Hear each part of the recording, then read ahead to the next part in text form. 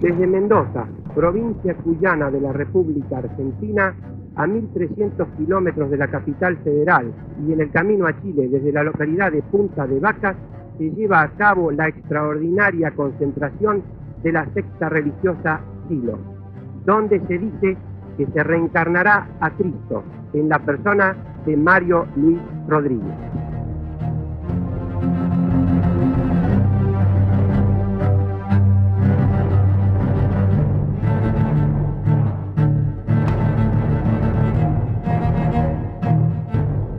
No es la espiritualidad de la superstición, no es la espiritualidad de la intolerancia, no es la espiritualidad del dogma, no es la espiritualidad de la violencia religiosa, es la espiritualidad que ha despertado de su profundo sueño para nutrir nuevamente a los seres humanos en sus mejores aspiraciones.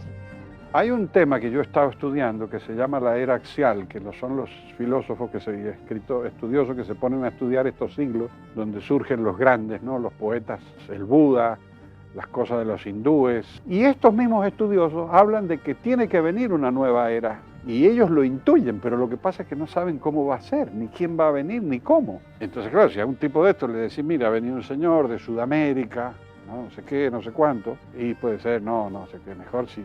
Y es así, viene de un rinconcito del universo donde menos se espera para que sea una cosa nueva, genuina, auténtica y profunda, ¿me entiendes? No pedacitos eclécticos de aquí y de allá.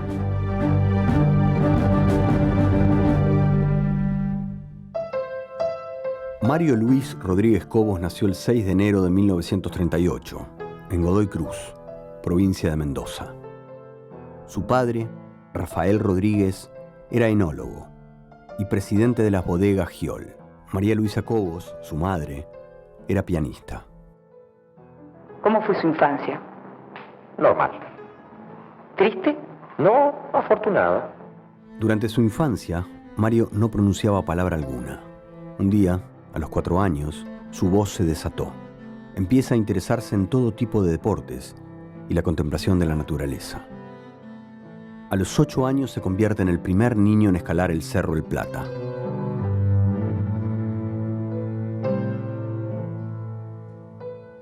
Hizo la secundaria con los hermanos maristas. Su elevado carisma y una temprana habilidad para movilizar personas lo llevaron a presidir la Acción Católica de la Juventud. Recorrió las villas mendocinas. Intentaba adaptar pasajes del Evangelio a la mísera realidad de los pobladores, pero pronto pudo comprobar que esto no ayudaba. Al terminar su bachillerato recibe 4 distinciones, medalla de religión y trofeos al mejor gimnasta, al mejor ajedrecista y al campeón de pelota. Empezó a arrancar a los 15, 16 años, tenía unas construcciones escritas monumentales, ¿viste? Un chico de 17, 18 años no puede escribir esto.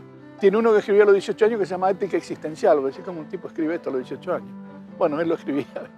Por lo largo de sus brazos lo bautizaron Araña. El pie plano lo salvó del servicio militar y lo introdujo en el oficio familiar, la fabricación de licor. Teníamos una alcoholera familiar y demás, pero que hacía sus cositas, vendía farmacias, vendía a distintos lados. Silo, después de tener una educación con los hermanos maristas, decide explorar un poco el terreno universitario. En el terreno de la leyenda se habla de clases magistrales suyas en el aula magna, aparentemente por el despliegue de conocimientos que él llegaba a hacer durante esos momentos. Se habla de profesores sorprendidos también. Así como llega, se va, después de ese periodo, dice algo así como ya di lo que podía dar y bueno, decide seguir su camino hacia otras direcciones. Usted de joven me contaba que empezó a viajar. Yo debo haber tenido 19 años, algo así. Y entonces me largué a lo más inmediato, a lo más contiguo, a Chile. Y de Chile empecé a subir por la puna de Atacama casi y seguí hasta Perú y empecé a tomar camioncitos, ese tipo de cosas y llegué a Colombia, bien. Después me fui a Europa. Me quedé particularmente en Nápoles. Lo que dice nuevamente la leyenda, de alguna manera, es que él permanece 10 días en una escuela mística que se llama Tajagata, en la que se inicia en determinadas cuestiones vinculadas al misticismo no muy especificadas. ¿Usted estuvo en el sur de Italia? Sí, estuve de pasada unos pocos días. Tuve algún contacto con gente ocupada y preocupada por su desarrollo personal. Creo que fue un contacto fecundo, pero no los puedo considerar como maestros y no puedo hablar de que se trate de una institución de la cual dependo ni cosa semejante. El episodio es importante porque es ahí donde él supuestamente recibe el nombre Silo, retomando un capítulo del Génesis, el 49, en el que se dice que en torno a una figura conocida como Silo, con H al final, se congregarán los pueblos. Esta versión está documentada en la revista Así, aparentemente él se lo dijo a ellos en ese momento, versión que con el tiempo fue tratando de diluir un poco, diciendo que más bien a él le decían silo porque se parecía a un silo agrario, porque era alto y alargado. Usted no se llama Silo. No, claro, no. Es un seudónimo, ese fue formando, yo creo, en la época en que hacía gimnasia. ¿Pero de dónde sale? Es por la forma alargada, desgarbada. De los hilos de cerealeros. Claro. Y ese serías vos, ¿no? Claro, especie de personaje que podría salir volando. Por ejemplo. Podría. ¿Y le gustó esto a usted del Silo? Sí.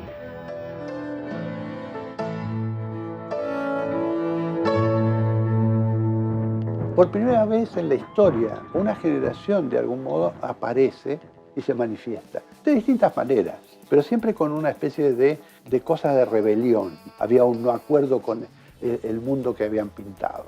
Una década en donde la juventud explotó de pronto en distintas partes del mundo. En ese momento no podemos hablar de siloísmo, ni siquiera tenía nombre de movimiento. Se llamaba La Cosa. En 1962, Silo empieza a formar grupos de estudio en Mendoza. Eran grupos que estudiaban qué pasaba con uno, qué pasaba con el medio inmediato, qué pasaba con la situación mundial. Nos abocábamos a eso, pero cuando hablo de grupos hablo de, qué sé yo, de 7 personas que se reúnen en un garaje. Era lo que hacíamos. Él empieza en un país periférico, e incluso en una ciudad periférica, porque no es en la capital de Argentina. Empieza él personalmente a interesar a gente en el asunto. Uno advertía inmediatamente que estaba frente a alguien distinto, distinto en su modo, en su estilo incluso, en su estilo personal. Luego eso se empezó a organizar y tener un poquito de estructuración, de organización. Y surgió Cronos. ¿Cuáles son los objetivos de su prédica? La pacificación, la no violencia, el amor, la paz y la explicación de las posibilidades del despertar. Los objetivos que planteó Silo fueron siempre los mismos y se mantuvieron hasta hoy, que es la transformación simultánea del individuo y de la sociedad. Esos conceptos en los 60 eran un tanto abstractos. Los conceptos de simultaneidad, los conceptos incluso de fracaso. Digamos, salir de las ilusiones provisorias, de los sentidos provisorios. Ese es el sentido que el negro da al fracaso. El fracaso de esas ilusiones vanas. ¿Cuál es su máxima aspiración, Silo? La realización interior, pero ¿de quién? Suya, por supuesto, pero esto ya es tan usada esta frase que ya ha perdido todo sentido, ¿no es cierto? A mayor trabajo interno, mayor exigencia a el trabajo en el mundo. O sea, que lo nuestro vaya hacia el mundo, que lo nuestro siempre termine en otros. Era persona a persona la comunicación con la gente. Se trabajaba de modo muy vistoso, llamando la atención para que se notaran. Uno iba, por ejemplo, iba a difundir, conversaba con la gente, pero uno podía entrar a un bar y hablar con la gente y empezar a explicarle qué era esto, el siloísmo. Y le preguntábamos si estaba conforme con su vida, qué pensaba sobre el sentido de la vida, si había encontrado el sentido de su vida. Bueno, en fin, preguntas que tenían que ver con los temas que nosotros estábamos tratando sobre todo, porque en la primera etapa se hizo mucho hincapié en la transformación del ser humano. Por eso se trataba de simplemente sumar, hacer un evento con miles de personas y al otro día se fueran a su casa, sino que eso tuviera proceso. Y trabajábamos básicamente reuniones, retiros de 1 mes o de 2 meses y retiros de 5, 6, 7 meses. Los retiros que hace Silo por el interior van ganando adeptos y también van ganando repercusión, un poco por lo poco que llegaba a saberse del perfil de esos retiros, que muchas veces incluían exigencias físicas y psíquicas fuertes para quienes participaban de ellos y chocantes para quienes los miraban desde afuera. Y luego viene el retiro largo de Jujuy, ¿cierto? Y ahí se está en total 9 meses. Cuando termina ese retiro hay un ataque. La gente ametralló la casa que se había construido en un gesto así casi de barbarie, ¿no? Y dijeron, bueno, hemos sepultado otro grupo indeseable o alguna cosa así. En aquella época ese grupo juvenil comenzó a hacer sus estudios y al poco tiempo ya se encontró confrontando con el poder establecido. Un tema recurrente en la historia nuestra ha sido lo que podríamos decir las acusaciones. De todos se nos ha acusado. ¿Qué haces ahí? ¿Que estás metido? ¿No te metas? ¿Me entiendes? Entonces, eso hoy que es tan débil, como si hubieran tantas opciones interesantes, en aquella época había que contrarrestarlo, ¿no? Y el siloísmo de alguna manera también es una doctrina que derrumba muchas creencias. Entonces eso complica las cosas porque las creencias son algo que están agarradas con cemento armado en la gente. Luego vino la época de Onganía, mucha confrontación, mucha persecución y claro, mucha gente nuestra detenida. La Dirección de Inteligencia de la bonaerense les hace un seguimiento durante 8 años. A raíz de los informes resulta bastante obvio que se les hace un proceso de observación bastante prolongado y eso se filtra a la prensa. Por ejemplo, se dice que no son barbudos quienes participaban de esos retiros, pero que al mismo tiempo estaban en una finca que se parece a la de Boris Karloff. Se juega un poco con lo que se sabía y lo que había que completar desde la ficción. Para los de la izquierda, nosotros éramos como gente de la CIA. Para los de la derecha, imagínate. Había mucha distorsión de lo que se planteaba. No se entendía bien qué es lo que buscábamos y lo que queríamos. Mucha gente adhirió al movimiento. Por supuesto que en aquella época se dijo que eran hippies. Claro, si lo mal visto era el hippismo, eran hippies. El hippismo en realidad nunca participó de nuestras cosas, no lo entendió. En realidad no hemos visto que haya simpatizado mucha gente nunca.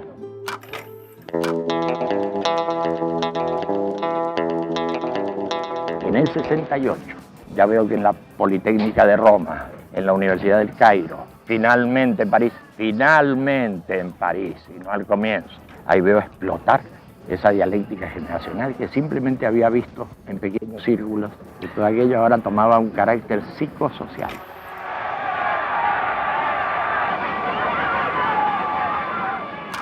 ¿De qué vivió usted, Silo? Bueno, he sido gerente de una alcoholera hasta el 1 de enero de este año, cuando me retiré a la montaña en Punta de Vacas.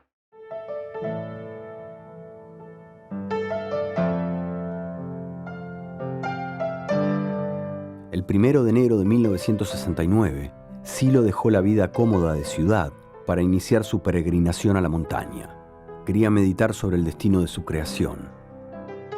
En la ladera de una vertiente construye una ermita de piedras de 3x3, con techo bajo, una cama, 2 cajones y una lámpara de querosén. Pero al retirarse, el objetivo era llevar a una cantidad de gente a comprender y a seguir su manera de pensar. De ninguna manera. Al retirarme trataba de poner las cosas en orden. Él quería imprimirle un fuerte carácter de experiencia interna a todo lo que estaba preparando y presentando. Él necesitaba también un hito biográfico porque él se desarrolla en la ciudad, en la facultad, ¿me entiendes? En lugares cotidianos. Entonces él tiene que dar un corte y decir, no, esto es de otro plano. Prueba de ello es que es ahí donde él hace los bocetos de la mirada interna, que va a ser a la larga el libro fundamental, el escrito fundamental. La mirada interna para mí es la mejor pregunta que uno puede hacerse. ¿Quién mira al que mira? Lo que va a encontrar es ese sí mismo, esa cosa más profunda, no el yo, sino algo más allá del yo. Aquí se cuenta cómo al sinsentido de la vida se lo convierte en sentido y plenitud. Aquí se habla de la revelación interior a la que llega todo aquel que cuidadosamente medita en humilde búsqueda. Ahí se manifiesta otro tipo de realidad. Y uno cree que la realidad es esto y a veces uno intuye, hay tiene sus intuiciones de que hay otro tipo de realidad. Y cuando viene el 69, ahí esto sale al mundo. Cuando un montón de gente amiga se acerca a uno a decirle, ¿por qué no hablas para nosotros? Creo que por razones de buena educación debe hablarse para aquellos que piden. ¿Usted lo hizo por educación? Bueno, en gran medida, como ahora lo hago para usted. Nos envía un telegrama y dice, los espero para conversar de la posibilidad de hacer un acto público.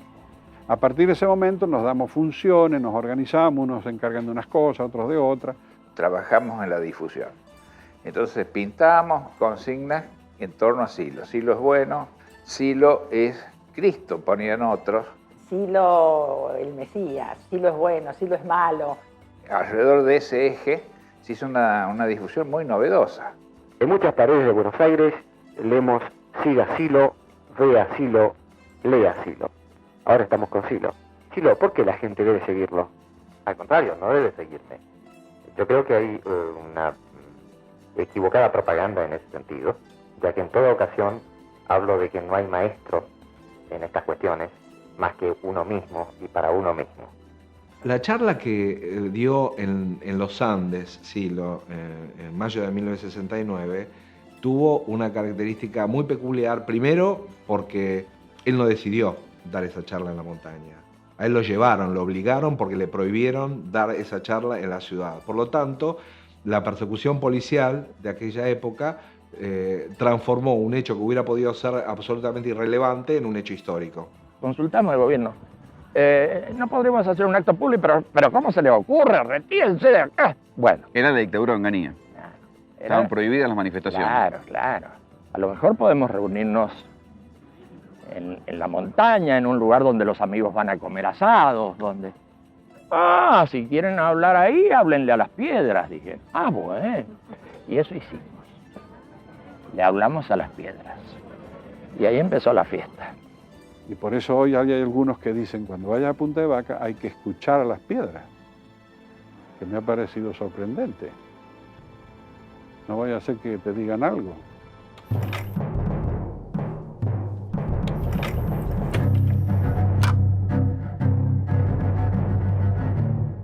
Y has venido a escuchar un hombre de quien se supone se transmite la sabiduría. Has equivocado el camino, porque la sabiduría no se transmite por medio de libros ni de arengas.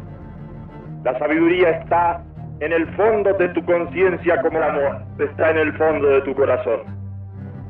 Y has venido empujado por los calumniadores y los hipócritas a escuchar a este hombre a fin de que lo que escuchas te sirva luego como argumento en contra de él.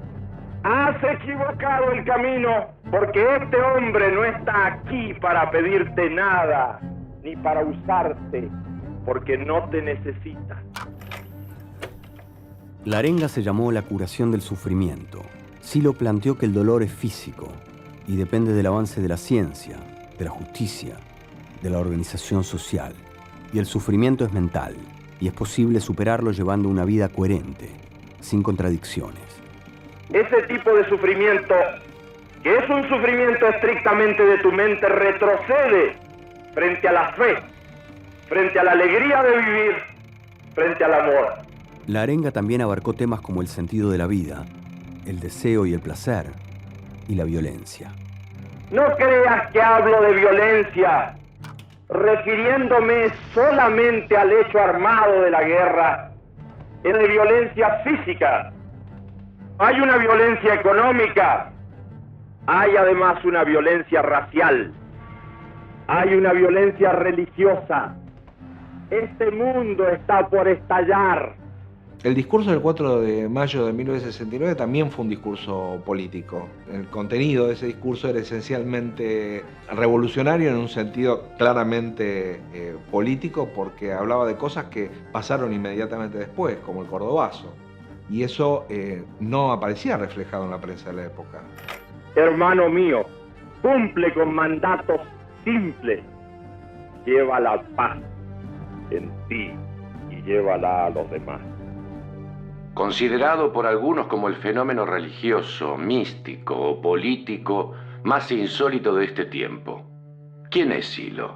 Es un mendocino de 31 años que predica la no violencia, y en torno de su pensamiento se han nucleado 80.000 jóvenes de toda América. Los grupos siloístas se están organizando en el movimiento de liberación interior para difundir un nuevo estado de conciencia. Su objetivo inmediato es que los hombres y mujeres tomen conciencia de las limitaciones a las que están sometidos, propagando la doctrina del despertar, de la no violencia y de la hermandad. Recordamos a esa charla que dio en los Andes como el sermón de la montaña, tiene una intención claramente peyorativa, ¿no? Porque se quería en ese momento instalar la imagen del gurú loco, ¿no? No, de un tipo que tenía ideas acerca de la transformación humana diferentes de las que predominaban en aquel momento. La prensa era muy agresiva, muy torpe y muy absurda. ¿Por qué permitió que se lo presentara a la sociedad argentina como el Mesías? Yo creo que se ha intentado perjudicarnos con esa imagen. Publicitariamente hablando, no parece que fuera una imagen muy positiva.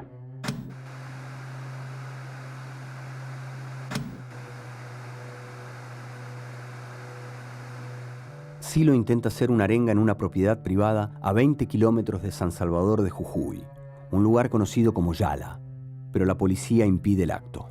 ¿Silo, usted se considera un fracasado? En gran medida, sí. ¿Por qué? Entre otras cosas, porque no puedo llevar adelante la prédica que me he propuesto, merced al tipo de prohibiciones públicas que todos conocemos. Y después se impidieron las distintas presentaciones que sí lo intentó en Córdoba, en un barrio obrero, el barrio de Yapeyú. Tampoco se pudo hacer, ibas al lugar y te encontrabas con que estaba la policía ya ocupando. Silo, usted ha venido a Buenos Aires exactamente ¿con qué objetivo? Bueno, he venido invitado por mis amigos para hablar el 31 de octubre a las 19 en Plaza 11. Pienso que este va a ser el último intento. Fuimos a Plaza 11 en Buenos Aires, la misma historia. Y ahí tuvimos que correr porque vino la policía y fue una cosa grosera como siempre. En 1969, en Jujuy, en Córdoba y en Buenos Aires, hubo gases y detenidos, pero no conferencia. Esa ha sido una constante de las presentaciones públicas de Silo. Represión o intento de ocultamiento, o ambas circunstancias.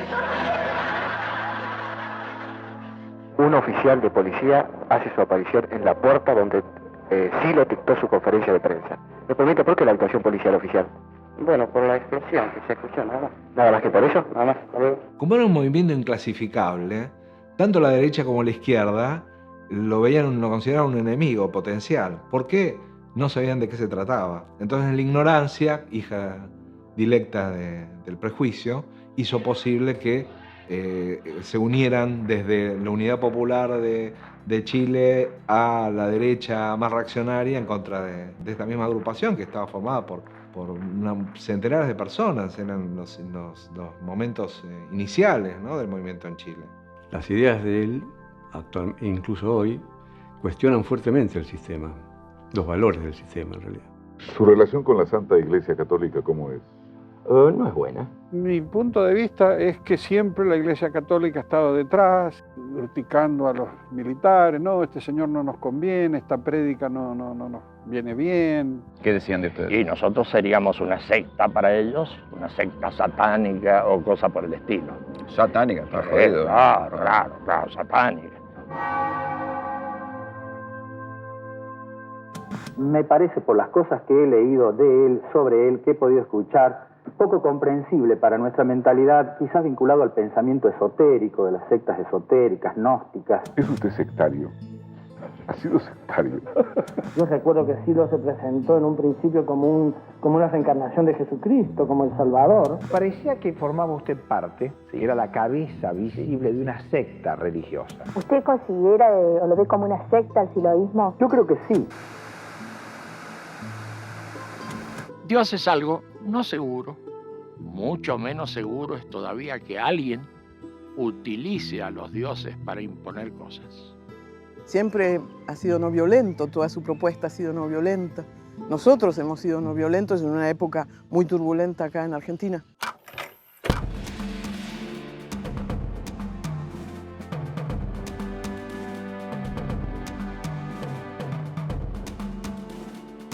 Y yo recuerdo un primer movimiento político que este hombre formó en la década del 70, creo que se llamaba Poder Joven. Sí, sí. Queda raro hablar del Poder Joven a esta edad, ¿no?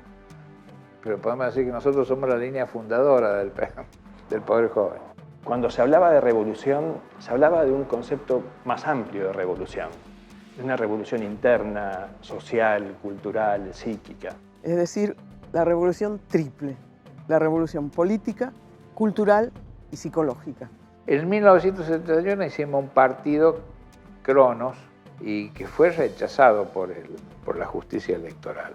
Que en algún momento se habló de que atentábamos contra el ser nacional, ser con mayúscula, el ser nacional. Y nosotros mirábamos. Bueno, eso se le dijeron a todo el mundo. Claro, nosotros buscábamos cuál era el ser nacional.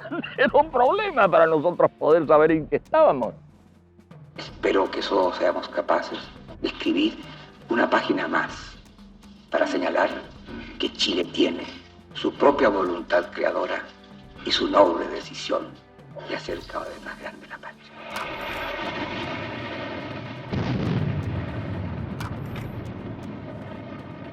En Chile, por ejemplo, hicieron sus verdaderos campos de concentración y metieron gente nuestra en Pisagua, en el norte de Chile. A mí me metieron preso 17 veces. ¿Iba preso por qué? Y por desorden público. Ajá. Bueno, a principios de los 70 la organización entra más allá de las persecuciones que se venían haciendo o de los seguimientos que se venían haciendo, entra ya en una lista negra de lo que es el tercer peronismo, en particular la mirada de López Rega, que los indica como una organización prohibida. Cuando López Rega tenía en sus manos prácticamente la suma del poder, en una reunión con 500 amigos, en la Casa Suiza fuimos 500 detenidos, lo cual es un escándalo. ¿En qué cabeza puede caber que en medio de una conferencia aparezcan unos tíos llenos de ametralladoras y metan a 500 presos por estar en la conferencia? Así que la cosa es complicada, como lo ven ellos, o como lo vieron ellos. En esas épocas, a ver qué época era, 1975, ametrallaron a 2 de los nuestros en plena vía pública, en la calle, a la luz del día. Un joven de 25 años que en ese momento rendía su última materia de Derecho, y otro más de 27, pues así, simplemente, pues fueron barridos. Así que cárceles, persecuciones. Es una larga historia de persecución, pero fea.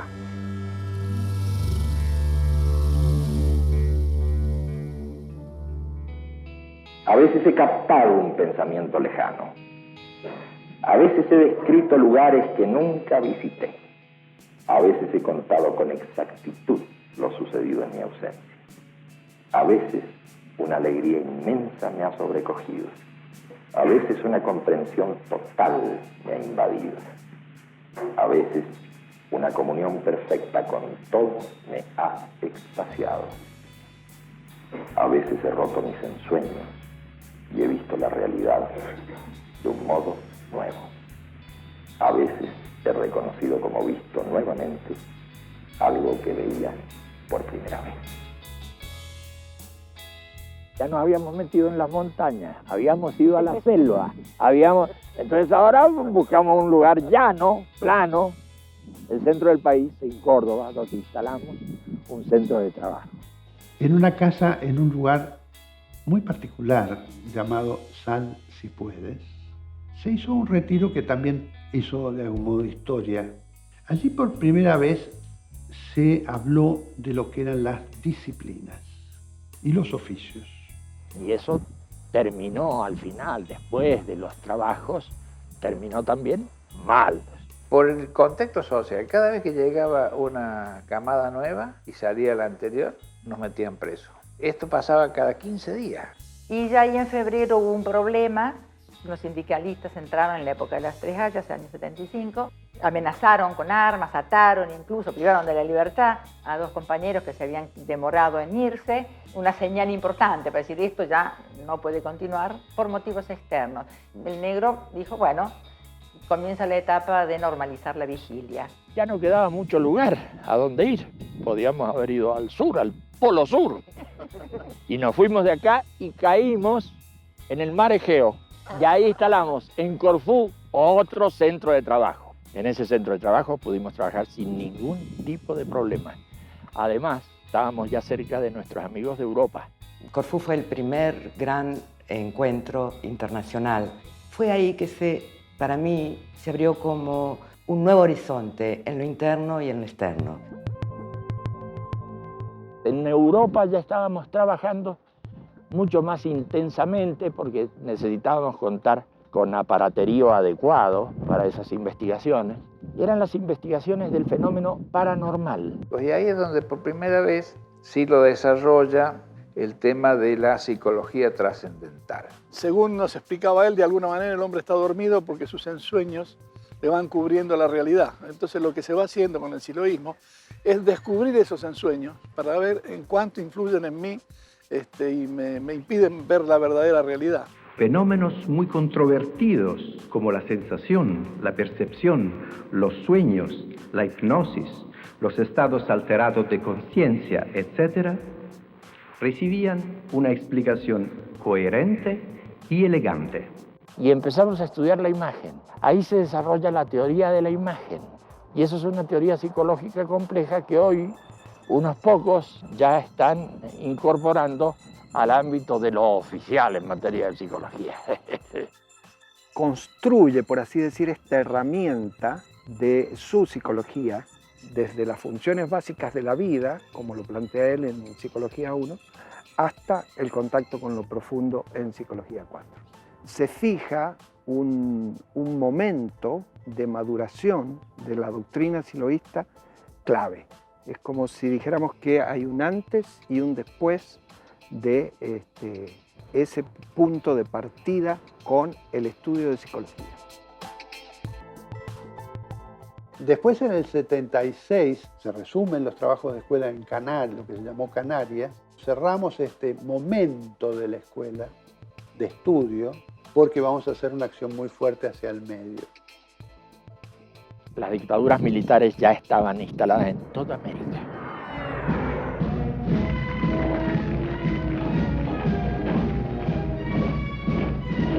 Desafortunadamente fue montado este pensamiento en la dispersión de la gente que tuvo que irse a otros países. Yo creo que la dictadura nuevamente nos ayudó mucho, en el sentido de que mucha gente tuvo que irse. Y en Europa, a diferencia de otros exiliados, esta gente empezó a conectar y a difundir sus ideas con la gente del lugar. Algunas calles de algunas ciudades tenían una inscripción que era Silo. Así es. Silo. Así es. Pintadas. Sí, sí, sí. Llego a Francia, ¡pum! Silo, una inscripción. Este es el Silo argentino, no puede ser Silo argentino. En Londres, ¿qué hace Silo acá? Esta inscripción la ha hecho algún argentino que pasó acá. Llego a Italia, Roma, para hacerla breve. Una gran inscripción, Silo. Tanto ha crecido esta secta. No todos los pensadores y filósofos tienen lo que se dice seguidores. Yo pensaba que era una secta, ¿sabes? Cuando era chica. Claro. Yo creo que tanto yo como mis amigos lo tomábamos como una especie de nombre de batalla. Sabíamos que molestaba bastante. Hubo un gran trabajo de formación de gente. Teníamos nuestros primeros cuadros, que tampoco eran numerosos. Y en ese momento el movimiento ya se había expandido. Surge la necesidad de crear una expresión social y cultural que plasmara en una organización el planteo del siloísmo. Para la década de los años 70, comienza a articularse la Organización de la Comunidad para el Desarrollo Humano. Se trata de una agrupación social y cultural que con el correr de los años sería reconocida por Naciones Unidas. Es a partir de la Comunidad para el Desarrollo Humano, ese organismo cuyo logo podía verse como un triángulo inscrito en un círculo, que empieza a desarrollarse un numeroso conjunto de clubes culturales, organizaciones sociales barriales y agrupaciones de base.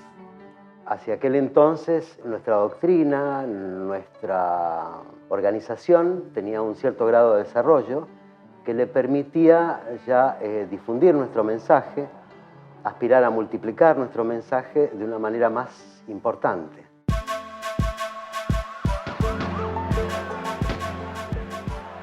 Ya se advertía, por lo menos para nosotros, se advertía muy claramente los indicadores de una desestructuración creciente. Se iban disgregando valores, referencias, antiguos valores y referencias que hasta ese momento eran indiscutidos. A partir de ese momento se veía claramente cómo todo ese armado se iba resquebrajando. Surge la necesidad de dar a nuestro mensaje otro alcance, un alcance todavía más mundial, más internacional. Empezamos a movernos con ese asunto de la misión del 80. Toda una gira por Europa, por Estados Unidos, por el Asia, por Latinoamérica.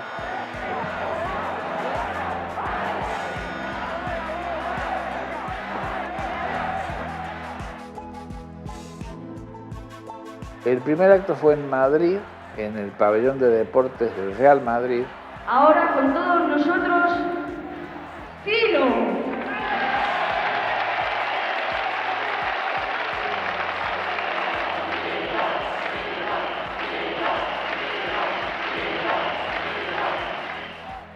Hay mucha gente que pregunta, ¿por qué ustedes hacen lo que hacen?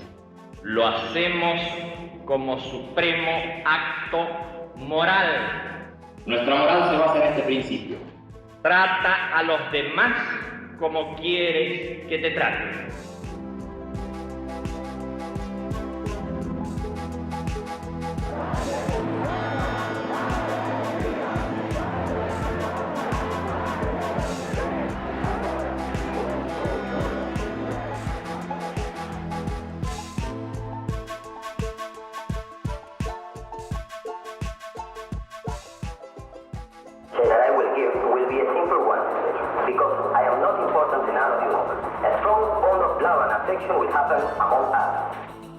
Éramos un pequeño equipo de personas que trabajamos durante unos 8 o 10 meses, utilizando todos los recursos posibles de difusión y con un objetivo que para nosotros parecía inalcanzable: reunir 10.000 personas para escuchar a Silo, para el habla Silo.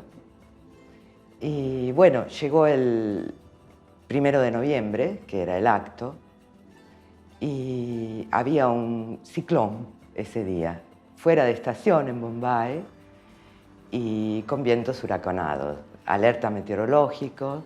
Luego, durante el día, empezó a amainar el viento y a la tarde empezaron a llegar las personas, los invitados, los convocados. Cuando vimos la oleada, el mar de gente que iba llegando al evento, o sea, para mí fue impresionante. Se reunieron más de 12.000 personas en la playa de Chowpatty Beach a escuchar a Silo.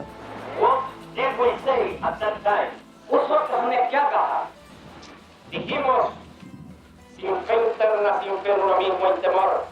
El temor produce sufrimiento, el sufrimiento produce violencia, la violencia produce destrucción. Overcome destruction. Fue impactante, impactante. El trato de la gente hacia él, reconocerlo guía y maestro. Es muy extraño que una persona de una civilización aparentemente tan diferente tenga esa capacidad de llegada o haya tenido esa capacidad de llegada con el pueblo de India. Desde el comienzo mismo es como si se hubiesen conocido desde siempre y se reconocen uno en el otro y así ha seguido, sea con la presencia física de Silo o sin la presencia física de Silo. Hermoso, en todo sentido. ¿Usted es un hombre de fortuna? Nunca ha estado mal. ¿Casó con mujer de fortuna? Además.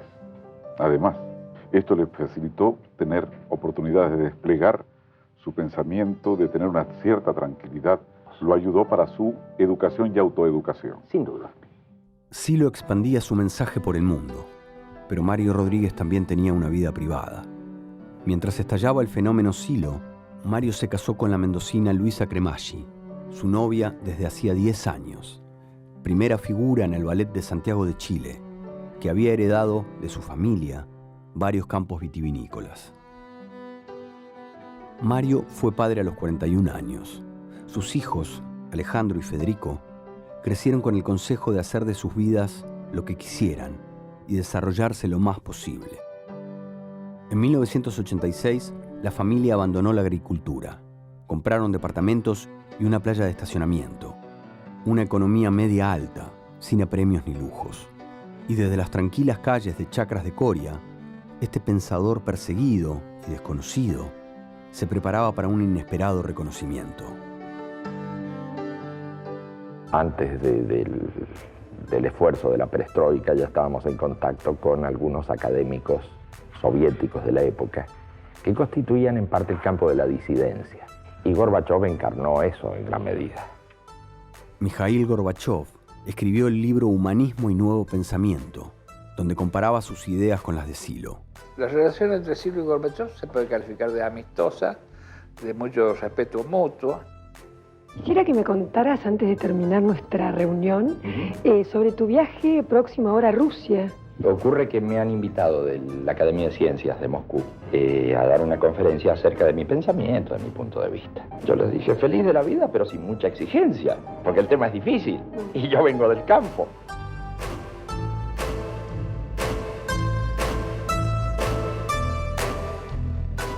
Марио Родригес приехал к нам в гости. Ну, может быть, наши установки какие-то носят идеалистический немного характер.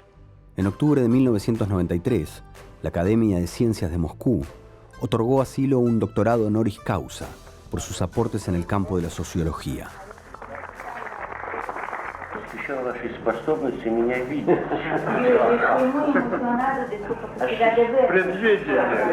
Mucha gente dirá que es humanista, porque la palabra humanismo puede resultar decorativa. ¿Te interesó o resulta un poquito pesada? Gracias, señor. Gracias. Hay que acostumbrarse. Tuviera un doctorado honoris causa. Y no solo eso, sino que hay gente que tiene ganas de plantear la posibilidad de que seas un premio Nobel de la Paz. Nosotros aspiramos a una nación humana universal, posible únicamente si existe la diversidad. El influjo político de Silo también llegó a África. El presidente de Zambia, Kenneth Kaunda, se declaraba humanista pero no permitía la celebración de elecciones libres. Al poco tiempo de reunirse con Silo, se abrió al juego democrático. Luego mantuvo un fluido contacto con la causa. ¿Qué diría usted que es más importante, la libertad o la igualdad? La libertad, sin duda. ¿Y la moral? Porque en cuanto a la igualdad tengo mis serias dudas. Yo creo en la confluencia, en la convergencia de las diversidades. ¿Cuál es el límite de la libertad? La libertad del otro. En 1983, Silo creó una estructura con delegados de grupo y de equipo, coordinadores locales y generales. El sistema se mantuvo por 26 años y, como sucedía en los años 60, amigos y familiares temían por la salud mental de los nuevos incorporados. Se amontonan las acusaciones. Si yo les digo que se llama Mario Rodríguez Cobo, seguramente la mayoría de ustedes no lo conoce. Si yo les digo que se llama Silo, ahí algunos puede ser que lo empiecen a recordar. Es un hombre de bajo perfil, pero que tiene 1 millón de seguidores en todo el mundo. Es de Mendoza. Silo. El comportamiento del líder, la forma de manejo de ese grupo de manera verticalista. Hay cientos de denuncias, tenés foros. Y es raro, es difícil imaginar que haya cientos de personas queriendo denunciar algo que no existe. Bien, en los 90 lo que se ve es la aparición de algunos testimonios, la mayoría anónimos, unos pocos con nombre, en los cuales ex militantes del movimiento lo denuncian por tener un perfil sectario. Entonces se fue también construyendo la imagen de Silo como un líder sectario, cosa que él creo que en algún punto lo preocupó, pero nunca fue el eje de sus apariciones en los medios, el hecho de tratar de desmentir eso. ¿Por qué entonces les quedó tanto esa cosa de que que fueron una secta, que... Yo creo que por los medios de difusión. Bueno, ya cobramos de vuelta. Me parece. Porque efectivamente no y cuando hay medios... juicios condenos en su contra, no hay... Y cuando los medios de difusión no se lanzaron frontalmente en contra nuestro, manipularon la información de tal manera que quedaba una atmósfera sospechosa. Yo recomendaría la lectura de mis materiales, no por publicidad, sino para poder discutir. Ya no agreden físicamente, pero tienen su gente. Prohíben nuestros libros, no quieren que se lean nuestros libros. El que no se sepa. Es una consigna, como si tuvieran una consigna. Que no se sepa. Y eso explica. Y si se sabe, que se sepa deformado. Que se sepa deformado, exactamente. Nosotros somos una voz que habla en el desierto. Es la gente la que llega a nosotros. Él habla mucho de espiritualidad y es una persona que lo que ha buscado siempre es el poder. Él ve como una especie de conspiración del mundo contra él. Hacemos algunas cosas que empiezan a sonarle a esa gente a manipulación. Cuidado con ese tema, porque la manipulación, que es lo que ocurre en el sistema, no puede ser trabajada por nosotros. También había un fenómeno real que tenía que ver con que era un tipo que tenía su magnetismo y generaba su atracción, y había gente que quería estar cerca del líder y no necesariamente pasaba por una cooptación forzada, sino por un deseo de estar cerca de un tipo que atraía masivamente a muchas personas. Contento con el cariño y el fervor que Sí, le da toda la gente mucho, que viene a saludar. mucho, demasiado, porque uno no sabe qué hacer, dónde meter la mano. Es fantástico. Algo que veía que sí, que por ahí cuando aparecía el negro así, se daba una cosa de fanatismo por ahí de mucha gente. Creo que también por esa necesidad, ¿no? Y de encontrar algo, una respuesta. Es un ser humano que brindó esa posibilidad y estaba en un contexto también, creo yo, y que tuvo esa profundidad y esa certeza para compartirlo. ¿No? Y tenemos una calidad humana mucho más elevada de lo que pensábamos. Y todos miramos al costado y decimos, pero con eso... Y sí. Sí, mire la cara de los otros y vea que no es que ahí hay cosas, ahí hay profundidad también. No, con esos tampoco. ¿Y entonces con quién? Con los que se parecen a ti. Te diré cuál es el sentido de tu vida aquí. Humanizar la tierra. ¿Qué es humanizar la tierra? Es superar el dolor y el sufrimiento. Es aprender sin límite. Es amar la realidad que construyes.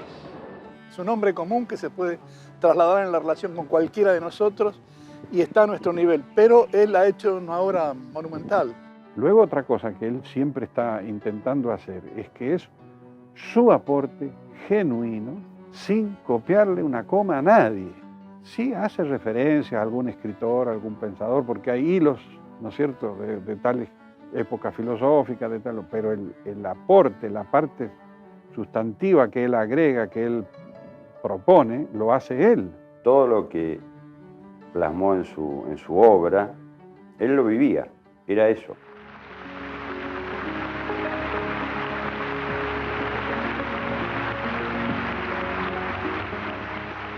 No es solamente una doctrina intelectual en donde uno entiende por qué lee, sino que es una forma de vivir y de hacer, en donde uno no solamente lee eso, sino que va aplicándolo a sí mismo y van comprendiendo una nueva forma de vivir. Hay una diferencia muy grande entre la percepción interna del siloísmo y la percepción externa. O sea, la gente que sabe poco del movimiento no entiende muy bien cuál fue la obra del siloísmo. En cambio, es algo indiscutible para quienes tuvieron algo que ver con el movimiento, participaron o siguen participando. O sea, hay como un abismo entre la percepción interior y la percepción exterior. Él estuvo solo siguiendo un interés de que esto le llegue a la gente. Esto que él hizo es para los demás, para que los demás se encuentren con una producción, ¿cierto?, y que les sea útil. Sí lo hizo para mí como una gran síntesis de muchos pensamientos y experiencias. Y lo mejor es que hay muchos puntos de vista acerca de lo mismo y siempre cada vez que lo lees te cambia. Es como decir, bueno, esto yo lo leí antes, pero ahora estoy leyendo otra cosa, ¿no? Porque habla sobre experiencia, muchas cosas. Por lo general, lo mejor es saber estar abierto para experimentar lo que dice, experimentar con el otro. Usted contó una fórmula muy fácil para definir. Sí. Yo soy escritor, y es cierto, mostrar el libro es eso. Sí, claro. Pero bueno, pero también hay que ver qué escribe uno. Yo no tengo ningún miedo en decir que mis escritos son ideológicos. Hoy está muy mal vista la palabra ideología. Esperé encontrar algo realmente fuerte, radical, que tuviese realmente esos elementos aterradores que se suponían. Y me he encontrado con algo bastante más convencional y hasta fome, diría yo, de lo que esperaba. Seguro. No vi ninguna cosa que pudiéramos calificar de extraordinaria en términos de hacer un llamamiento a algo insólito. Me pareció que había una multitud de pequeñas ideas o medianas ideas, y muchas de ellas bastante convencionales. ¿Cuál es la esencia, si es que la hay, de su pensamiento y en virtud del cual tanta gente lo sigue, lo congrega, lo escucha, lo lee, etcétera? Podría decirle que como idea ética principal está aquello de trata a los demás como quieres que te traten y todo va a marchar mejor. Eso parece que se ha dicho antes. Sí, 2000 años antes de Cristo ya empezó a decirse, sin duda. Es muy llamativo que prácticamente no haya ningún tipo de estudio académico, ni hecho por historiadores, antropólogos, sociólogos, acerca de la relevancia de este movimiento y lo que significó en la historia, por lo menos, de las ideas y de los movimientos sociales de los 70. Yo creo que si hay 2 o 3 estudios realizados sobre esto, que es un fenómeno súper interesante, estoy exagerando. Bueno, no es habitual que alguien que reflexiona desde Mendoza logre 1 millón de personas que compartan su pensamiento en el mundo. Digo, no hay otro caso en Argentina. No creo que haya una cosa así. Si no eres indiferente al dolor, Научись относиться к другим так, leer anderen te behandelen op de wijze, ciò che pensi deve coincidere con ciò che senti. If you are indifferent towards the pain and suffering of others, Sans pas poser quelques questions. a v lidské společnosti, son remerciés en ton interieur. Está con nosotros el señor Mario Rodríguez Cobos, un hombre sin lugar a dudas polémico y que no nos deja en claro muchas cosas. ¿Le molesta o lo gratifica o no lo quiere, a lo mejor por usted mismo, porque le parece demasiado que le digan que es el fundador del movimiento humanista, como se conoce? No, para nada, me parece... ¿Esto es correcto también? Es correcto. Es un reconocimiento de un hecho que a mí y a mis amigos nos parece de cierta importancia. Nada se puede hacer con las acciones que terminan en uno si no terminan en otro. El humanismo tiene muchas formas de expresión. Los partidos políticos humanistas es una.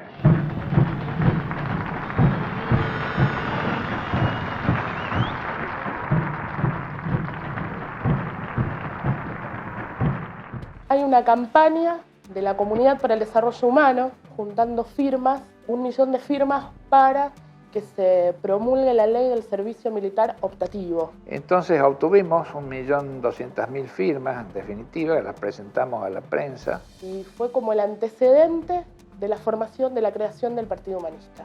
Recién ingresábamos a la democracia y sentían como que justo cuando se había logrado la democracia, habíamos superado el golpe, salíamos con un partido diciendo la democracia empieza ahora. Con lo cual queríamos llamar la atención de que democracia no eran solamente las elecciones, sino la actividad del pueblo organizado para conseguir objetivos.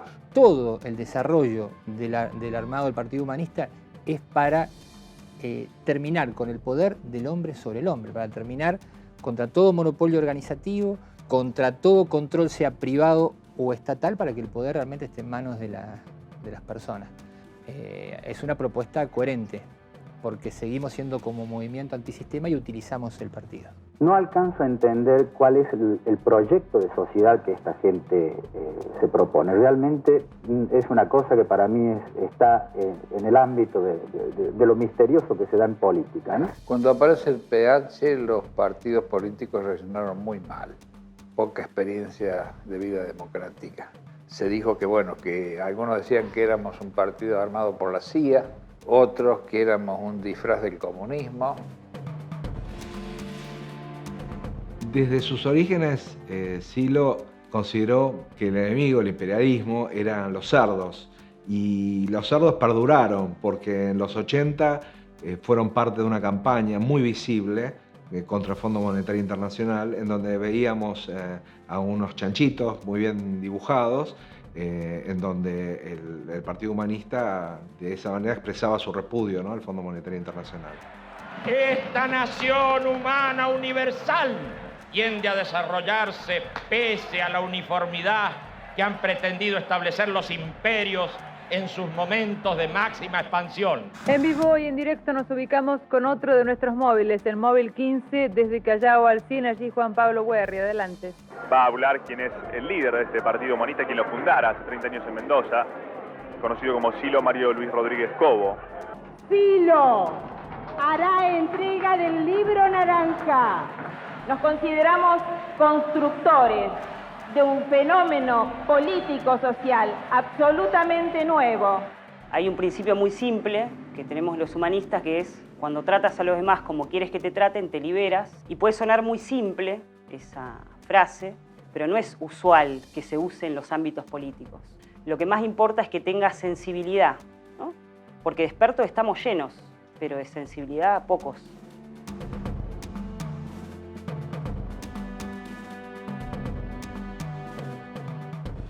¿Usted tiene aspiraciones políticas por lo que veo en su discurso? No tengo aspiraciones, pero sí preocupaciones.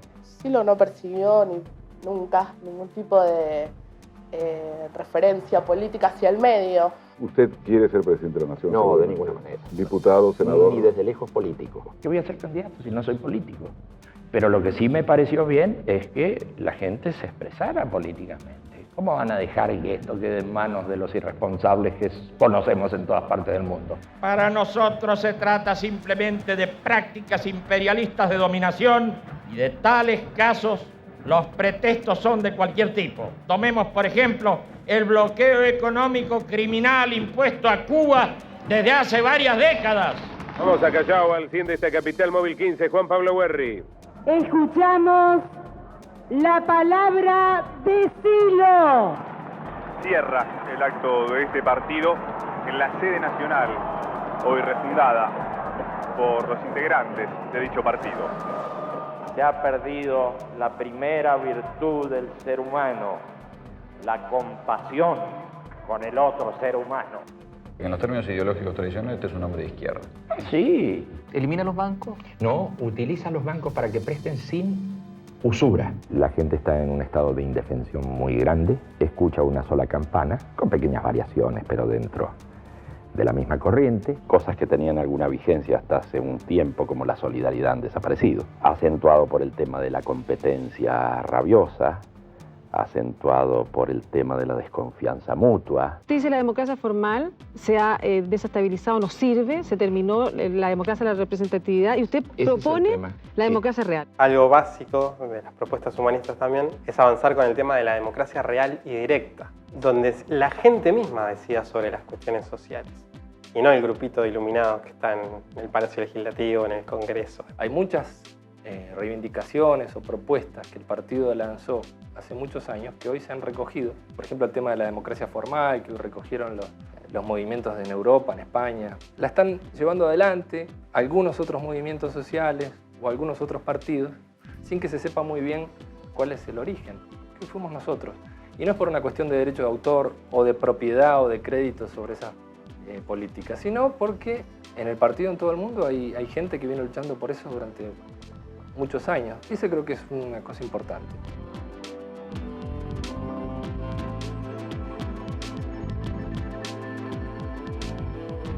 Han pasado los años, han pasado casi 30 años, y Silo sigue reuniendo gente alrededor de él, sigue siendo un líder y se ha transformado casi en un mito.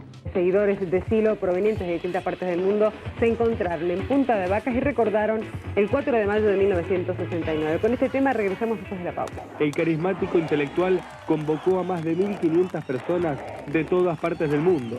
Su pensamiento generó adeptos en más de 60 países. De muchos de esos lugares llegaron al mismo lugar de reunión de hace 3 décadas para rendirle homenaje a su maestro. Aquí estamos de nuevo. Y en esta situación que nos toca vivir, reconocemos el triunfo provisorio de la cultura del antihumanismo y declaramos el fracaso de nuestros ideales que no se han podido cumplir. En mi caso enseguida interpreté que realmente no habíamos logrado lo que queríamos lograr. Usar la palabra fracaso es lo menos convocante y lo menos publicitario que uno puede imaginar. ¿Cómo decir? Lo menos seductor. Nosotros somos fracasados. Ah, muy bien. Eso no lo vamos a escuchar. Pero los triunfadores de hoy no tienen asegurado el futuro, porque una nueva espiritualidad comienza a expresarse en todo el mundo. Fracasó nuestro ideal, pero también estaba dando la pauta de que este sistema así no podía seguir por mucho tiempo más. Si hoy tenemos que declarar nuestro fracaso, también tenemos que anunciar a una nueva civilización que está naciendo, la primera civilización planetaria de la historia humana.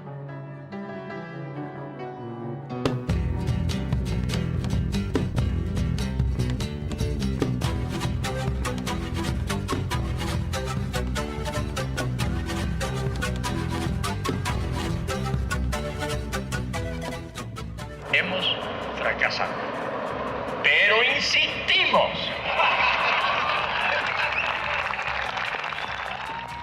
Hemos fracasado, pero insistimos. Y bueno, ahí abre el futuro de vuelta, pero en general no creo que lo haya cerrado antes, sino que era un momento de proceso. Un pequeño proyecto que no había resultado y que se seguía adelante con el proceso mayor. Fracasamos, el objetivo, pero el resultado no es lo más importante. Lo que es importante es lo que hacemos. Ahora lo vamos a hacer realmente si lo sentimos. Hemos fracasado y seguiremos fracasando. Una y mil veces.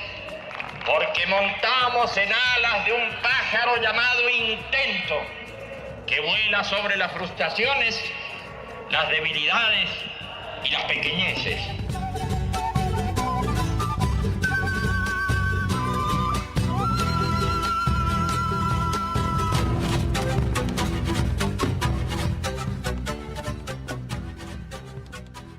Los días 3, 4 y 5 de mayo, miles de peregrinos de todo el mundo participaron junto a Silo de las primeras jornadas de elevación espiritual realizadas en el Parque Punta de Vacas a los pies del Monte Aconcagua.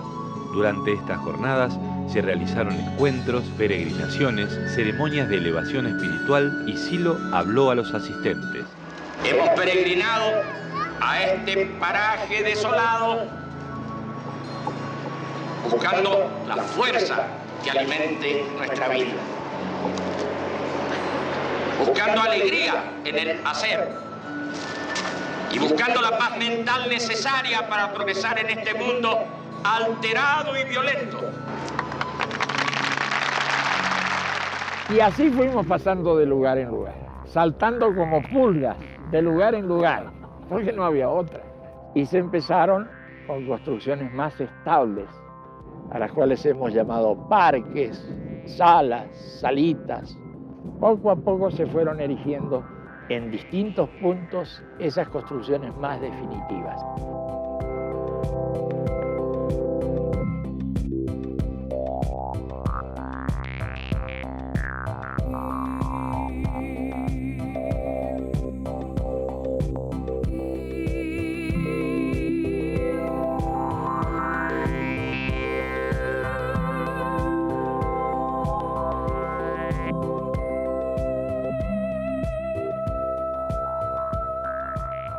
En cada uno de los parques existe un portal. La idea es que al pasar ese portal uno se conecte consigo mismo, con lo más profundo y encuentre como otra experiencia o pueda enfrentarse a todas esas cosas de las cuales huimos cotidianamente porque no queremos verlas.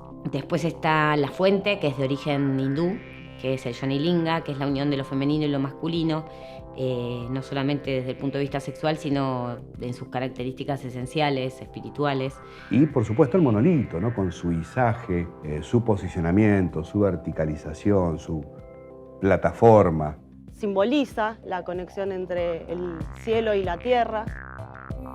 Luego está la sala, lo que sería el ámbito de meditación, que tiene 4 puertas, totalmente vacía por dentro, que es el lugar de meditación, el lugar donde se hacen también ceremonias. Los parques son espacios muy particulares. Son espacios de reflexión, de estudio, que se van conectando alrededor del mundo.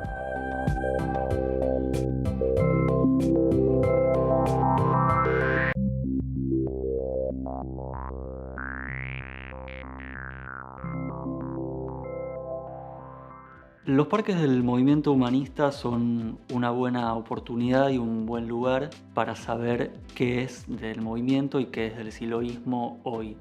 En un rincón puede haber una ceremonia de casamiento, en otro puede haber una ceremonia de pedidos, de deseos que tienen que ver con lo personal, con lo laboral, etc. Y bueno, evidentemente un lugar en donde la gente va a reafirmar su fe en el movimiento, a pasar un buen momento y también a organizarse de acuerdo a los próximos pasos a dar en lo que es el siloísmo y en lo que es el movimiento humanista. Aspiramos a que los parques de estudio y reflexión se conviertan en faros de la humanidad. Llega mucha gente por ahí con mucha perturbación. Entonces se da una recomposición psicológica también. Y en medio de este mundo cada vez más violento, cada vez más inhumano, esa violencia se va a ir acelerando y en algún momento la gente va a necesitar tomar contacto con otra cosa. Si la sociedad sigue teniendo como principal valor el dinero y la materialidad y el individualismo, grandes capas de la población van a ir sintiendo cada vez más un vacío en su interior. Entonces va a ser necesario que haya lugares donde la gente pueda ir a reconducir su vida. Cuando el sistema caiga, los parques van a aparecer como esos lugares para algunos será un refugio, para otros será un lugar de reparación interna y para las nuevas generaciones un lugar donde empiecen a formarse en otros valores.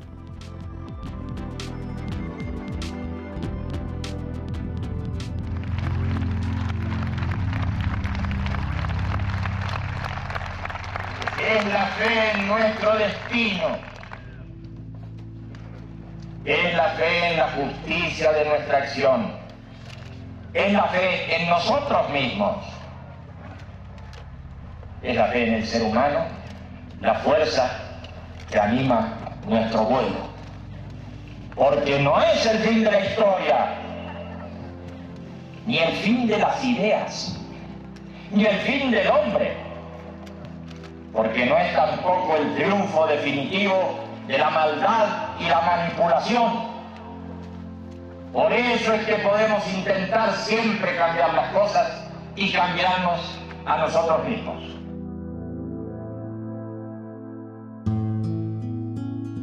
Silo delegó el liderazgo del movimiento en una asamblea mundial y lanzó el mensaje de Silo, donde reflexiona sobre las grandes preguntas. ¿Quién soy? ¿A dónde voy? Desde mi punto de vista personal, poner en marcha este mensaje es en realidad retribuir a la gente, retribuirle todas las cosas buenas que la gente me ha dado, que la gente me ha hecho llegar. El mensaje surge en un momento de cerrazón del futuro, en un momento de desesperanza, de violencia, y él lanza este mensaje que es místico, fundamentalmente místico. Porque según decía, en los momentos más cruciales de la humanidad, el ser humano empieza a dejar de lado ciertas cosas, ciertos valores, ciertas creencias que se caen y empieza a mirarse a sí mismo hacia adentro. Y el mensaje surge en ese contexto. A mi forma de ver, lo que el mensaje de Silo expresa es algo evolutivo. Me parece que Silo trata de decirnos que hay que evolucionar y que lo que estuvo haciendo a lo largo de toda su vida fue tratar de transmitir, viendo la diversidad de las personas y de las culturas, encontrar la forma que le encaje a todos para ir hacia la misma dirección, esto de evolucionar. Me parece que Silo lo que vino a decir en su mensaje es que es hora de encontrar ese fuego también para evolucionar, pero interno. Silo es un hombre de mucha actividad social, de mucha comunicación, de mucho escrito, ¿viste? Pero su pilar, su esencia es, como yo lo podríamos decir a lo Shakespeare, tener o no tener experiencias internas. No tiene experiencia interna, no se entiende un pito. No puedes comunicar con facilidad el mensaje, porque el mensaje es, sobre todo, experiencia. Pero ¿cómo explicas una experiencia que el otro no ha tenido? Las experiencias, sobre todo las experiencias que nos interesan tanto, que son las experiencias de cambio. Ese tipo de experiencias que se dan como en otro espacio. Esas que todos hemos tenido y que no solemos tener en cuenta, que nos olvidamos de ellas, son experiencias muy reveladoras en las que nosotros profundizamos. El buen conocimiento lleva a la reconciliación. El buen conocimiento lleva también a descifrar lo sagrado en la profundidad de la conciencia. Consideramos al ser humano con máximo valor por encima del dinero, del Estado, de la religión, de los modelos y de los sistemas sociales. Impulsamos la libertad de pensamiento. Propiciamos la igualdad de derechos y la igualdad de oportunidades para todos los seres humanos. Reclamamos para nosotros el derecho a proclamar nuestra espiritualidad y creencia en la inmortalidad y lo sagrado. ¿Y entonces quién soy?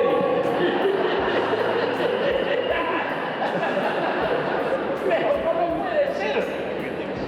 Yo soy, claro, como una piedra, como algo fijo. No. Eso me enseña muchas cosas, me crea problemas, decía él, pero también me enseña muchas cosas. Él a alguien le dijo en algún momento dado, dice, no he dejado pasar un día de mi vida sin hacer trabajo interno.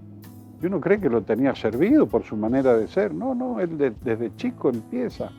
Un mensaje muy breve, muy pequeñito, con un librito muy chiquito también, que habla del camino, que habla de, qué sé yo, la vida cotidiana.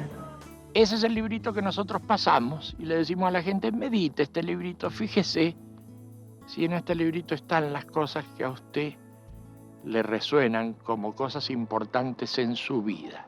Es raro para la gente, digamos, ¿no? O se juntan en un local, es como bastante divertido como lo plantean. Pero sí planteando el tema de si es una religión, si no es una religión, eso es religioso como algo peyorativo, digamos, ¿no? El negro lo definió el mensaje como, el mensaje es una especie de espiritualidad que no sabemos qué es. Perfecto, entonces ya tenemos problema para todos lados porque generalmente se trata de encasillar. Bueno, esto es un libro, esto es un no sé qué, y esto es algo vaporoso que resuena en el corazón, digamos. El mensaje como propuesta, ¿no? Sería para mí como una búsqueda, ¿no? Hacia lo interno y hacia las posibilidades del ser humano, que son muchísimas y que recién creo que estamos tomando contacto con eso, recién. Es bueno para vos y es bueno para la humanidad y estás aportando al mundo. Eso es lo importante. Para mí, ¿no? Después, si es una religión, si es una secta, carajo. Que digan lo que digan y está bien. Nosotros somos muy ceremoniales. ¿Tienen rituales? No sé si exactamente rituales, pero ceremonias. Ceremonias como en la vida civil. En la vida civil hay ceremonias para todo. Ceremonias laicas. Pero la gente no lo reconoce. La gente no reconoce que se casa por ceremonias, que iza la bandera con una ceremonia. Es mi complemento. Yo soy su complemento. Y juntos vamos a lograr pasar a la otra dimensión. Hacemos ceremonias de bienestar. Por ejemplo, cuénteme. Para que la gente se sienta bien.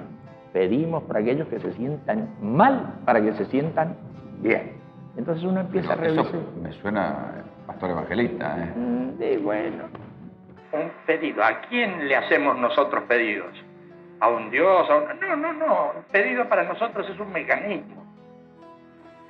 Es algo que existe desde muy antiguo en la cabeza humana. Mi mente está inquieta. Mi corazón sobresaltado. Mi corazón sobresaltado. Mi cuerpo tenso. Afloja. Mi cuerpo, mi corazón y mi mente.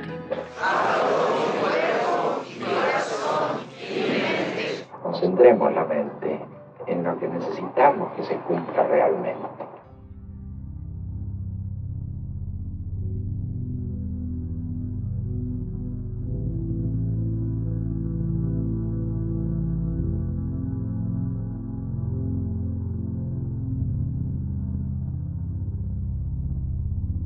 Para todos, paz, fuerza y alegría. Paz, fuerza y alegría.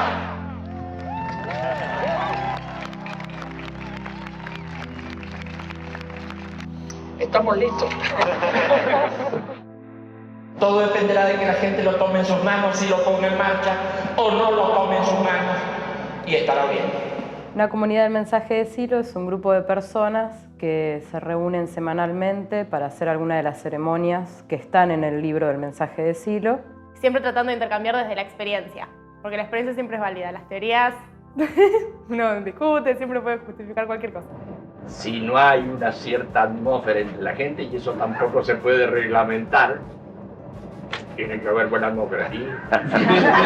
Entonces algunos hacen una experiencia linda, otros regular, y otros dicen, ¿y para qué he venido acá? 30 kilómetros. Bueno. Es de libre interpretación, es de libre organización, y los seres humanos no estamos muy acostumbrados a la libertad.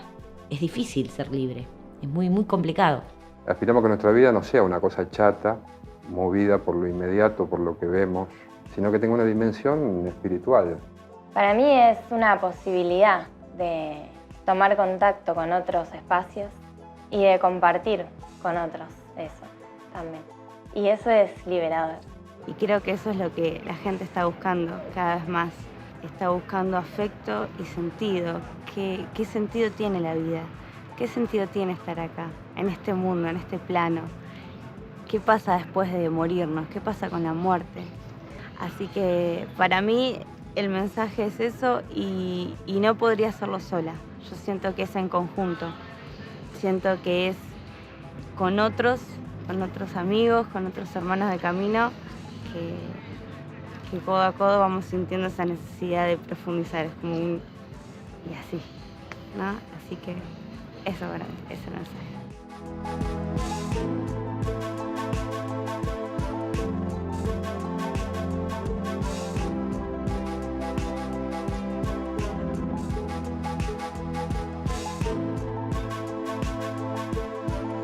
Muy bien, ¿qué otras cosas hemos hecho? En los años 70 Silo abrió lo que denominó la escuela, desarrollando las 4 disciplinas, 4 vías de acceso a lo profundo. La experiencia tuvo que interrumpirse por el clima social y político de la región. En el 2002 Silo empieza a formar un pequeño grupo de maestros en las disciplinas, desarrollando herramientas para llegar a la profundidad de la conciencia, llegar a eso que uno intuye o experimenta, el mundo interior del ser humano. En 2008 las puertas de la escuela se abren y se organizan camadas de iniciados, y se pone en marcha un método revolucionario. No hay maestros ni discípulos, todos avanzan en conjunto mediante el intercambio y la paridad. Simultáneamente con los trabajos de la escuela, empieza a proyectarse una marcha mundial por la paz y la no violencia. ¿Cómo vamos a hacer una marcha mundial? En el año 2006 se hizo una campaña mundial por el desarme. Hicimos un videíto pequeño de 30 segundos. Nos faltaron los bien pensantes que dijeron, ¿y por qué se hace eso si está fuera de moda? Al otro día explotó el lío con Corea. Luego está la iniciativa del 2009, que es la Marcha Mundial por la Paz y la No Violencia. Bueno, pero ¿para qué vamos a hablar de eso si no podemos hacer nada? No podemos hacer nada, sí podemos hacer, porque vamos creando conciencia, que era uno de los objetivos de esta marcha. La marcha arrancó en Nueva Zelanda el 2 de octubre de 2009. El recorrido incluyó más de 60 países y cubrió una distancia de 100.000 kilómetros. Durante la realización de la Marcha Mundial, Silo fue invitado para brindar una conferencia ante los Premios Nobel de la Paz en Berlín. I would like to welcome Mr. Mario Luis Rodríguez Cobos, Mr. Silo.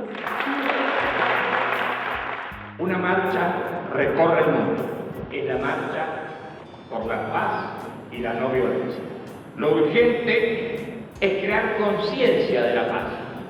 Desde luego aspiramos a que esta nueva sensibilidad pueda instalarse y conmover las estructuras sociales, abriendo el camino para la futura nación humana universal.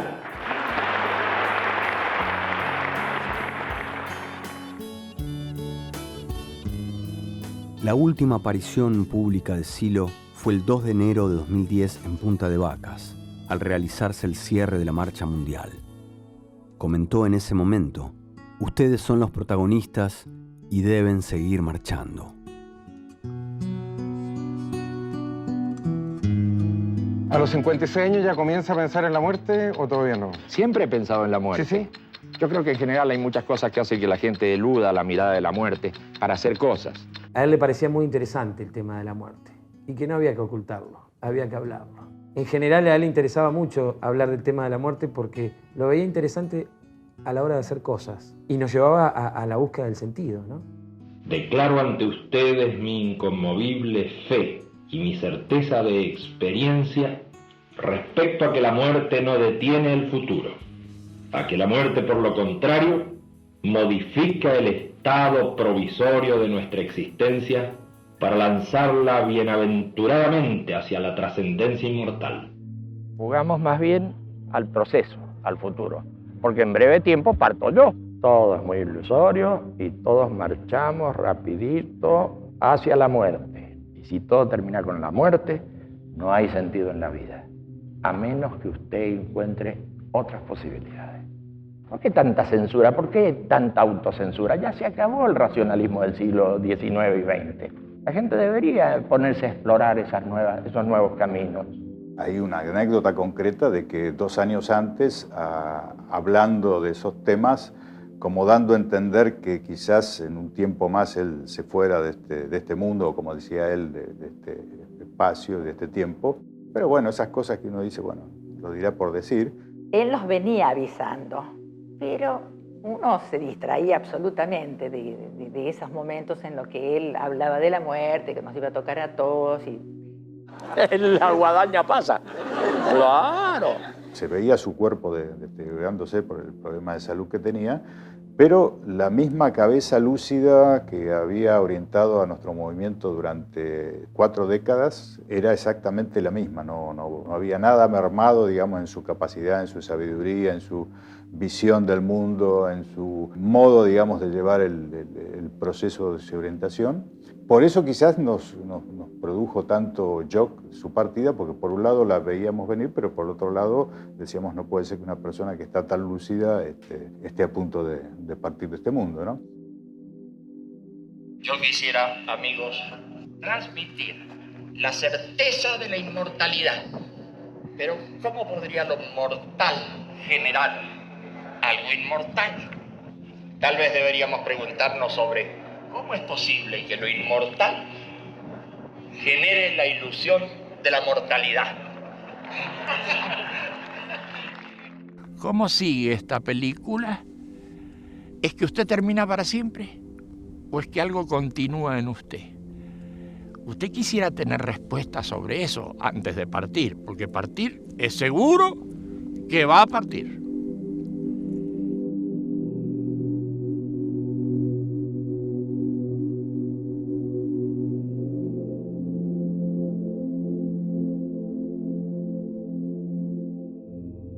Esta mañana falleció Silo, el reconocido pensador y líder espiritual argentino, fundador del movimiento humanista. Mario Luis Rodríguez Cobo murió a los 72 años en su casa de Chagras de Coria, muy cerca de Mendoza, su ciudad natal. Estaba acompañado por su familia y sus amigos y sufría una grave enfermedad. Había rechazado someterse a diálisis a pesar de esa dolencia. De mi obra no creo que sobreviva nada, porque... ¿Y qué rescata lo más importante, por lo menos? Yo creo que la obra misma es un pretexto de comunicación con la gente.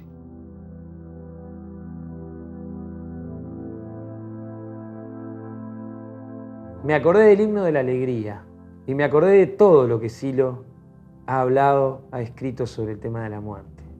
Y yo definiría al 16 de septiembre, si tuvieras la posibilidad, lo definiría como el Día Mundial de la Inmortalidad. Claramente tenía certeza de que continuábamos. Yo he ido ya un par de veces, que te parecerá un poco supersticioso, a un café que lo solíamos encontrar, y resulta que te quedás ahí esperando y efectivamente no viene, ni vendrá. Se va el negro de este mundo, se genera su ausencia, porque el negro, el amigo, el de carne y hueso, el mendocino, no está más. Empieza a nacer aquella cosa que se puede definir como una imagen, si se quiere, de un guía. Ya empieza a sentirse como una imagen mitológica. Nace Silo. Es extraordinario. Señores, muy agradecido.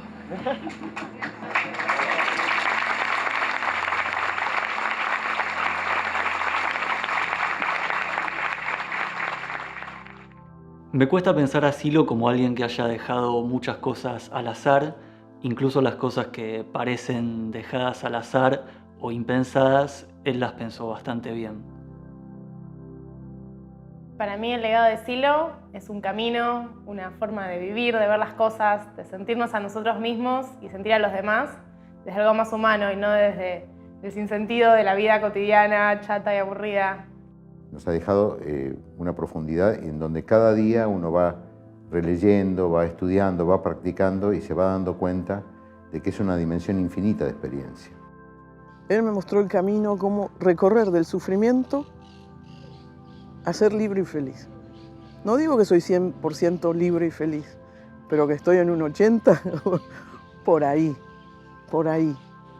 Hay una frase que se ha repetido muchas veces y que es muy simple y que dice gracias, Silo. Un sentido de agradecimiento. Y es que se da gracias. Yo puedo hablar por mí y por algunos que conozco. Pero acá hay todo un legado de ideas que no son pocas y muy importantes. Así que obviamente, gracias, muchas gracias, Silo. Y así fue como llegamos al momento actual. No hemos llegado al momento futuro todavía, pero vamos a llegar.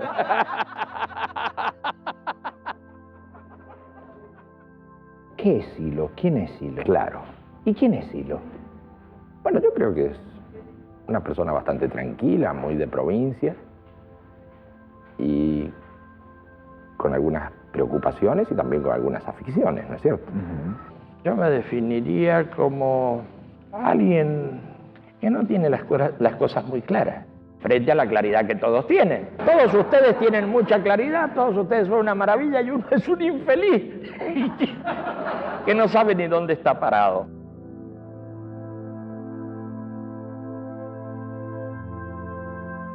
Para mí fue un amigo, un guía espiritual, un trabajador incansable. Él sigue siendo, ¿no?, muchas cosas. Muy querido, por cierto.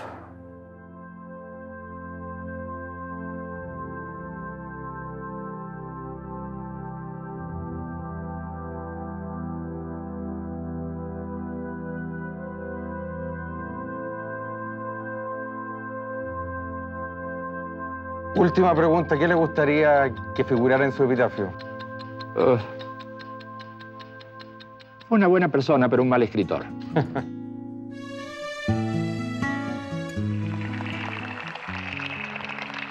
Estamos al fin de un periodo histórico oscuro y ya nada será igual que antes. Parece que todo se cayera. Se caen instituciones, se caen formas políticas. Seguramente está muy bien que se caiga, pero en las personas no, está surgiendo un nuevo sentido, una cosa muy importante. Están aspirando a otro tipo de mundo. Vamos bastante bien y nada de apocalipsis. Eso no es así.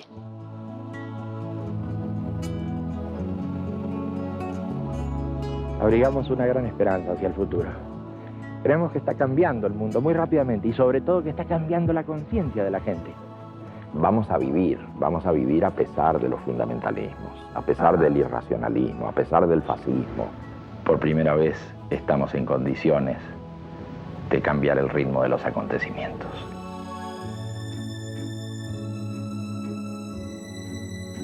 Hay síntomas de nuevos tiempos, no solo los desbordes, es un aspecto, hay otras cosas.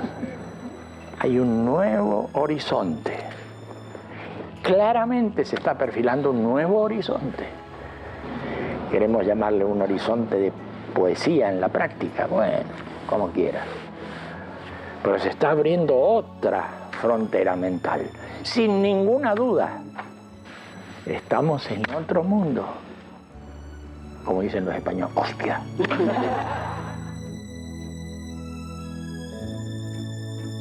Yo quisiera compartir con todos esta certeza profunda que dice: lo sagrado está en nosotros. Creo que algo muy bueno ocurrirá cuando los seres humanos se encuentran el sentido, tantas veces perdido y tantas veces reencontrado en los recodos de la historia. Para todos, paz, fuerza y alegría. También para ti, paz, fuerza y alegría.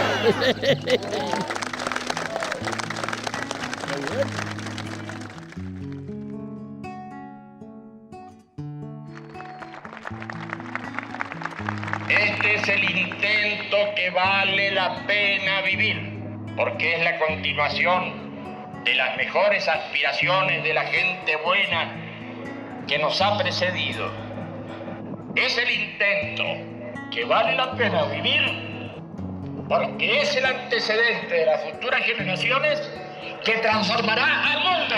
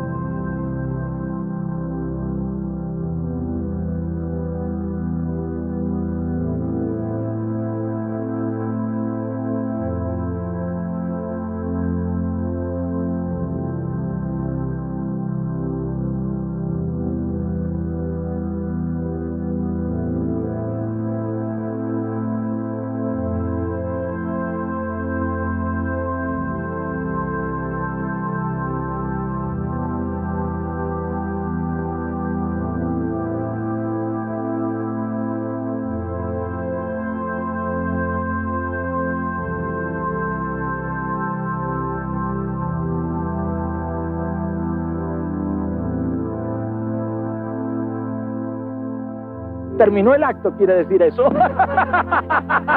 Muchas gracias a ustedes, muchas gracias, muy amable.